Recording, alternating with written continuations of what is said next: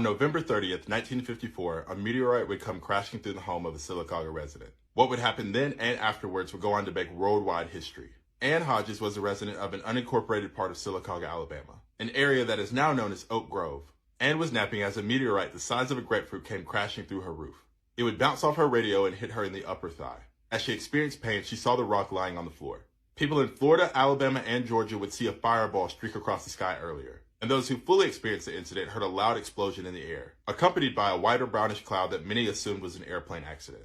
Sylacauga's chief of police and mayor would rush to Ann's house. They'd have her examined by physician Moody Jacobs. Despite swelling, there was no serious damage done. This piece of rock was eventually determined to be a meteorite. It would fall into the hands of the government, who would send it to curators of the Smithsonian Museum. It was not sent back to Alabama until Kenneth Rogers, a congressman, would intervene. By the night of November 30th, over 200 members of the media would show up at Ann's house. And while this was going on, the actual owner of the home, Bertie Guy, would engage in a legal battle with Ann Hodges and family. They went back and forth over who would cover the cost of the damages to the home, who owned the meteorite, and who was going to pay for Ann's injuries. She'd be featured in Life magazine, go on a game show, and have features in major magazines and newspapers. She'd eventually donate the meteorite to the Alabama Museum of Natural History. Julius McKinney, a farmer who lived near the Hodges, would recover a second piece of this meteorite. He'd sell it to the Smithsonian and purchase a small farm and used car. This incident still lives in modern history as the only known time that a person was struck by a meteorite.